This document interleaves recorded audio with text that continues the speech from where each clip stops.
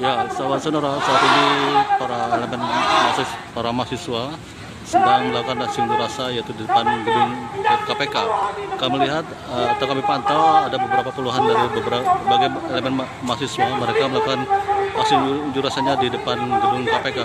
Dan kemudian juga petugas kepolisian dari Polda ataupun dari Polres Jakarta Pusat sudah bersiaga di depan gedung KPK untuk melakukan penjagaan aksi para mahasiswa yang akan melakukan aksi unjuk rasanya di depan gedung KPK.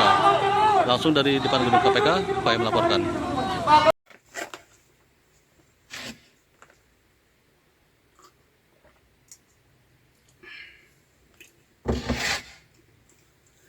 Assalamualaikum warahmatullahi wabarakatuh. Ibu bapak hadirin pemuda-pemudi sebangsa setanah air dimanapun kalian berada dari Sabang sampai Merauke. Menyikapi demo mahasiswa yang memprotes ketidaklulusan 65 pegawai KPK pada tes wawasan kebangsaan adalah sebuah tanda bahwa moral dan intelektual dari mahasiswa Indonesia saat ini, terkhusus yang demo kemarin, itu sungguh-sungguh berada dalam level terendah. Kenapa saya katakan demikian? Protes yang didasarkan cuma pesanan bukan sebuah penelitian ilmiah dari para mahasiswa membuat demo tersebut tidak punya rasa, tidak punya kekuatan, tidak punya energi, terkesan dipaksakan hanya demi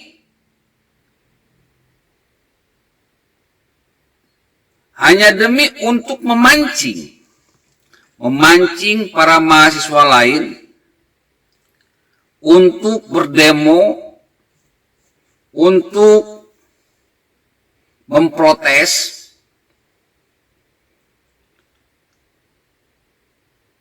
Saya melihat hal ini cuma bisa tersenyum. Kenapa saya berani mengatakan bahwa demo ini settingan? Ya nampak jelas, bro. Ketika kemarin dalam sebuah diskusi antara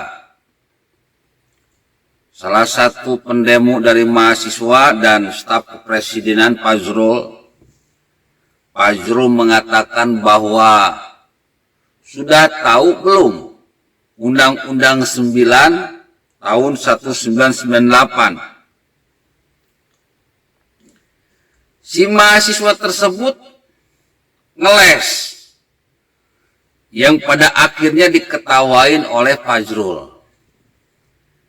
Ini orang mau demo tapi nggak paham masalah perundang-undangan.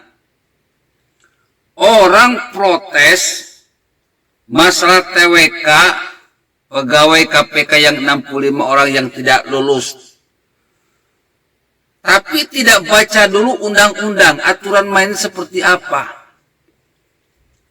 Ya jelas diketawain, bro. Ente protes apa? Memang aturannya seperti itu. Orang yang tidak lulus TWK secara sistem ya sudah selesai. Mau menggugat ke pengadilan pun pasti kalah. Mau menggugat ke MA pun bahkan sampai sudah keluar putusan MA sebagai bukti kalah.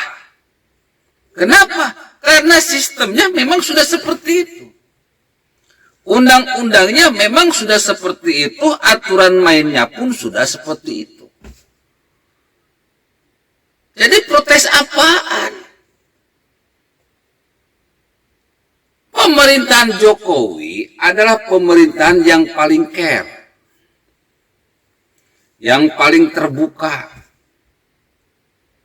Silahkan kalau kalian mengerti, silahkan kalau kalian mau melakukan metode ilmiah, boleh, datanya diberikan. Silahkan kalian bikin kesimpulan.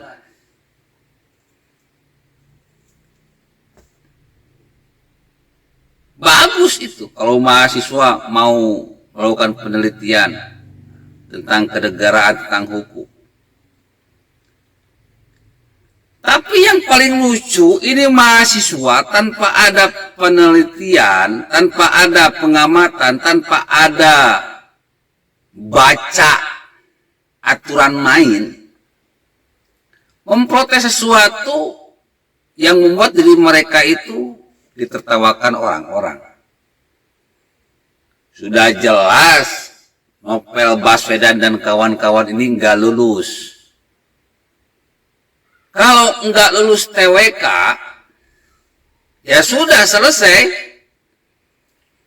Wong banyak jutaan warga negara Indonesia kalau jadi ASN pasti mengikuti TWK. Tidak lulus, nggak ada yang protes. Ya sudah, berarti bukan nasib.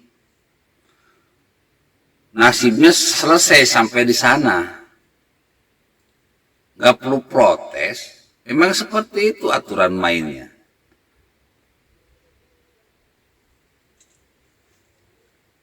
Logikanya kan sederhana. Sampai ada pertanyaan katanya, mana yang lebih penting, Pancasila atau Al-Quran? Misalnya seperti itu. Ya karena ini merupakan tes kebangsaan. Jawab saja Pancasila. Kenapa? Karena lagi tes kebangsaan. Tapi kalau kita mengikuti tes misalkan di pesantren, penting mana Al-Quran dengan Pancasila? Ya tulis, penting Al-Quran. Karena di pesantren itu kita akan membahas Al-Quran. Gitu aja kok repot. Gitu aja kok ribut. Si Novel Baswedan ini merasa risih dengan pertanyaan tersebut. Ini orang goblok, bodoh. Ya kita bersyukur dia tidak lulus. Karena orang-orang goblok, orang-orang tolol seperti Novel Baswedan dan pimpinan KPK lainnya yang 65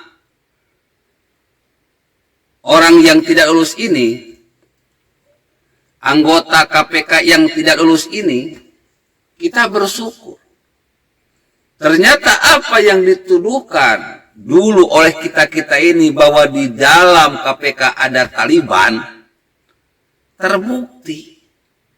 65 orang bodoh dan tolol tidak mampu menjawab pertanyaan yang sangat mudah. Mana yang lebih penting, Al-Quran dengan Pancasila? Tinggal jawab aja Pancasila. Kenapa? Karena lagi tes kebangsaan. Kalau kita ikuti tes bola, ya jawabnya pertanyaan tentang bola. Meskipun kita senangnya tenis. Kita ikut tes masalah olahraga tenis. Ya kita jawab. Jawaban-jawaban tentang bola tenis. Meskipun kita senangnya renang. Jangan sampai kita ikuti seleksi sepak bola yang kita jawab jawaban renang. Ya kita nggak akan lulus, bro. Kita mau ikuti tes bulu tangkis, kita menulis jawaban tentang bola basket. Ya nggak akan lulus, jawabannya salah. Jadi ini bukan permasalahan sistemnya yang salah, tetapi manusianya yang goblok dungu.